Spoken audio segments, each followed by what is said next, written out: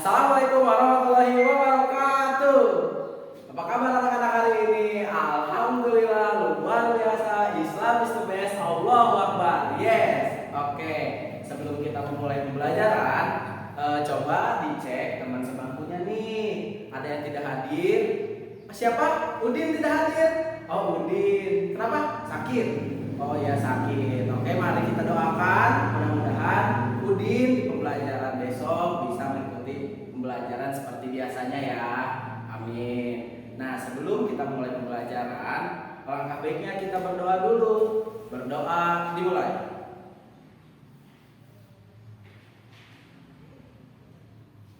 Berdoa selesai.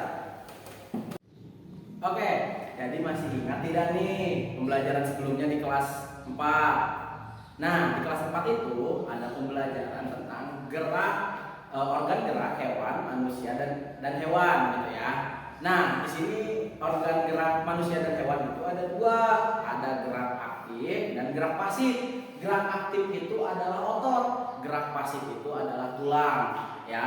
Jadi nanti kita akan mempelajari gerak hewan dan manusia lebih dalam di kelas 5. Nah, jadi pembelajaran kita hari ini bertujuan untuk yang pertama, dengan membaca teks organ gerak hewan dan manusia, siswa dapat menyebutkan alat gerak hewan dan manusia. Yang kedua, dengan kegiatan membaca, siswa dapat menentukan ide pokok setiap paragraf bacaan secara tepat.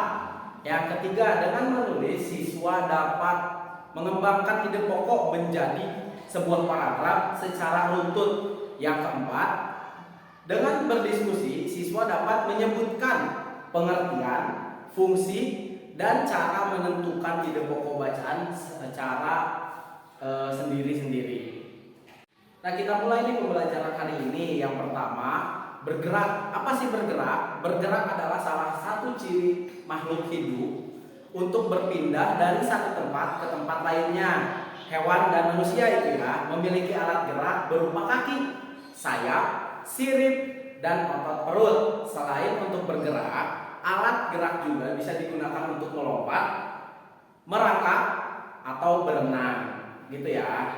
Nah, setiap hewan memiliki alat fungsinya masing-masing ya, alat geraknya. Yang pertama, ikan memiliki alat gerak sirip dan ekor berfungsi untuk berenang dan menjaga keseimbangan.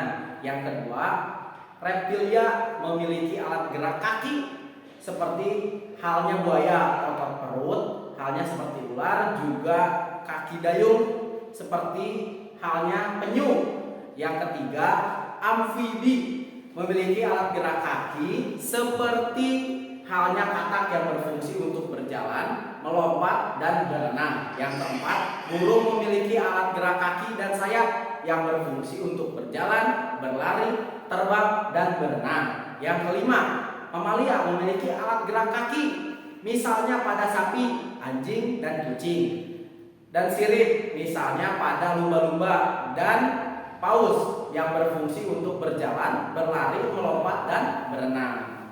Nah, fungsi organ gerak manusia ada 3. Yang pertama, otot polos. Otot polos yang mampu menggerakkan organ tubuh tanpa dikendalikan, misalnya lambung, bergerak menghancurkan makanan.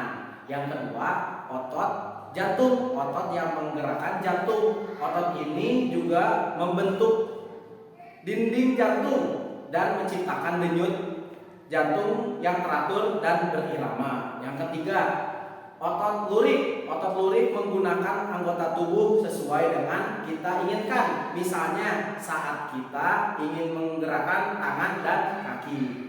Oke, nah tadi itu organ gerak aktif ya, otot. Sekarang organ gerak pasif, tulang. Tulang itu terbagi 4. Ada tulang putar, engsel, peluru, pelana, dan gulung ya. Itu untuk organ gerak pasif, karena itu tulang, karena tidak akan bergerak ya. Kalau otot bisa digerakkan dengan sendirinya.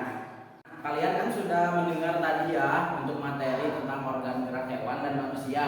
Nah, sekarang Bapak akan menjelaskan tugasnya. Yang pertama pertama kita akan mencari ide pokok. Apa sih ide pokok itu? Ide pokok adalah ide atau gagasan yang menjadi pokok pengembangan paragraf. Maknanya, nama lain ide pokok adalah gagasan utama. Ide pokok terdapat di kalimat utama dan setiap satu paragraf hanya ada satu ide pokok. Jadi nanti anak-anak itu menyusun ide pokoknya ya. Setiap paragraf itu seharus ada ide pokoknya. Nah, di sini Bapak akan menjelaskan juga ciri-ciri ide pokok biar kalian gampang untuk mencari ide pokoknya. Ada 4 ya. Yang pertama, keberadaan ide pokok tidak boleh berbelit-belit. Artinya, makna ide pokok tidak boleh terlalu sempit ataupun terlalu luas, seperti pembacaan dapat dengan mudah menangkap serta memahaminya. Yang kedua, ide pokok harus dinyatakan secara jelas. Artinya, ide pokok digambarkan secara jelas dan penulisannya baik dan segi letaknya atau inti yang ingin kita sampaikan. Yang ketiga, sifatnya umum. Artinya, ide pokok mengandung suatu hal yang umum. Dari hal umum ini kemudian kita jabarkan secara lebih efektif kalimat berikutnya. Yang keempat, mempunyai kalimat pendukung. Artinya ide pokok harus mempunyai kalimat pendukung atau ide penjelas. Kalimat ini digunakan untuk memperjelas ide pokok. Jadi ide pokok itu maknanya tidak harus terlalu luas dan tidak harus terlalu sempit. Yang penting bisa dipahami oleh si pembaca. Oke, sebelum kita melakukan penugasan, nah sebelumnya ada yang mau bertanya tidak? Kenapa? Ronaldo? Oh iya, kenapa pertanyaannya? Oh iya, gimana cara mencari ide pokoknya? Kan tadi sudah Bapak jelaskan. Mencari ide pokoknya ada 4. Mencari ide pokoknya itu setiap paragraf harus ada satu ide pokok. Nah, ide pokoknya itu tidak boleh terlalu sempit atau tidak boleh terlalu panjang. Jadi ide pokoknya itu harus bisa dapat dipahami oleh si pembaca dan mudah dimengerti, tidak terlalu rumit ya. Jadi ketika contoh kita bisa membaca suatu hal, kita langsung mengerti. Nah, itu namanya ide pokok. Jadi tidak terlalu panjang dan tidak sulit untuk dimengerti. Begitu. Ngerti nggak Ronaldo? Nah, ada yang mau bertanya lagi tidak? Oke, tidak. Kalau tidak ada, kita lanjut penugasan. Kita akan bikin 4 kelompok ya. 4 kelompok ya, yang terdiri dari 4 orang ya. Nanti kita bagi 4 kelompok ini terdiri dari 4 orang. Ada 1, 2, 3, 4 kelompok ya. Nah, sudah ditentukan. Nanti kita akan membuat yang pertama pengertian dari organ gerak hewan dan manusia. Yang kedua, fungsi organ gerak hewan dan manusia. Yang ketiga, cari ide pokok di setiap bacaannya dari setiap paragraf. Nah, yang keempat, ketika sudah didiskusikan oleh kalian semua, dipaparkan nanti satu kelompok ke depan. Misalkan kelompok 1 maju, dipaparkan hasil diskusi dari anak-anak semua.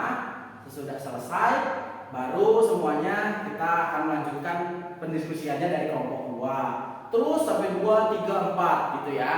Tadi sudah dicari, didiskusikan, Bapak kasih waktu 15 menit untuk mendiskusikan. Kita mulai dari sekarang untuk diskusinya. Nah, untuk tugasnya itu silahkan kalian lihat di halaman 7 ya. Di situ ada tugasnya untuk mencari pengertian, fungsi sama ide pokok di setiap paragraf ya. Silahkan dicari. Oke, kelompok 1 sudah beres? Oke, kalau sudah beres silahkan ke depan untuk mempresentasikan hasil diskusi dari teman-temannya semua. Ayo, bangga silahkan ke depan.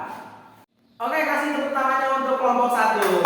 Oke, sangat bagus ya, sangat baik, sangat rinci dan ide pokoknya sudah terlihat dari setiap paragrafnya.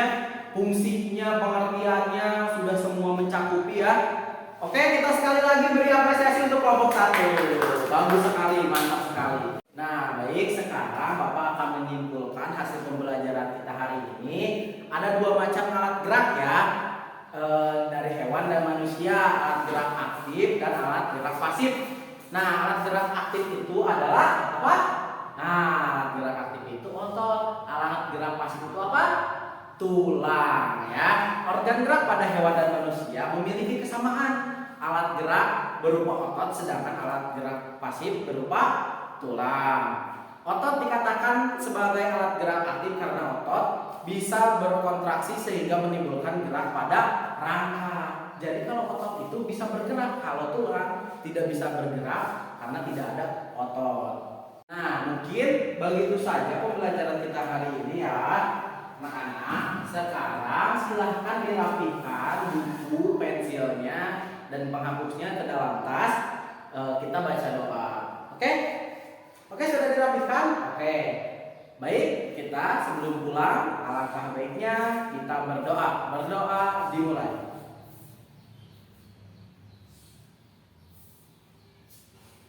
Berdoa selesai. Oke, sekian dari Bapak. Assalamualaikum warahmatullahi wabarakatuh.